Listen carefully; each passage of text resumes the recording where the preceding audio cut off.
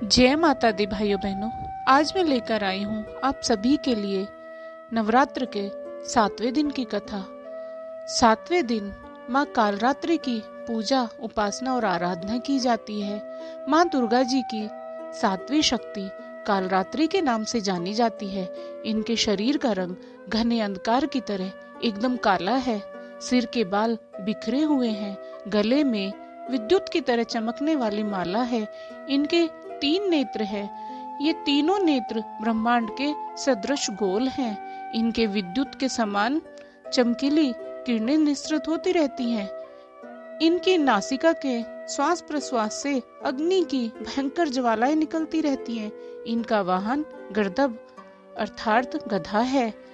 ऊपर उठे हुए दाहिनी हाथ की वर मुद्रा से सभी को वर प्रदान करती है। दाहिनी तरफ का नीचे वाला हाथ अभय मुद्रा में है।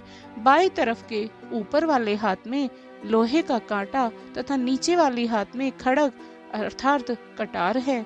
माँ कालरात्रि का स्वरूप देखने में अत्यंत भयानक है, लेकिन ये सदैव शुभ फल ही देने वाली है। इसी कारण इनका नाम शुभकारी भी है। अतः इनसे भक्तों को किसी भी प्रकार भयभीत अथवा आतंकित होने की आवश्यकता नहीं है। दुर्गा पूजा के 7वें दिन माँ कालरात्रि की उपासना का विधान है। इस दिन साधक का मन सहस्रार चक्र में स्थित रहता है। उसके लिए ब्रह्मांड की समस्त सिद्धियों का द्वार खुलने लगता है। इस चक्र में स्थित साधक का मन पूर्णतः माँ कालरात्रि के स्वरूप में अवस्थित रहता है। उनके साक्षात्कार से मिलने वाले पुण्य का वह भागी हो जाता है।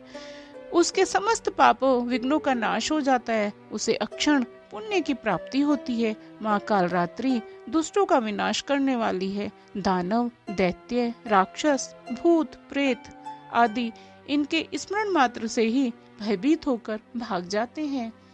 ये ग्रह बाधाओं को भी दूर करने वाली है। इनके उपासक को अग्नि भय, जल भय, जंतु भय, शत्रु भय, रात्रि भय आदि कभी नहीं होते। इनकी कृपा से वह सर्वथा भय मुक्त हो जाता है। माँ कालरात्रि के स्वरूप विग्रह को अपने हृदय में अवस्थित करके मनुष्य को एक निष्ठ भाव से उनकी उपासना करनी चाहिए। यम नियम संयम का उसे पूर्ण पालन करना चाहिए। मन वचन काया की पवित्रता रखनी चाहिए। यह शुभकारी देवी है। उनकी उपासना से होने वाले शुभ अंकों की गणना नहीं की जा सकती।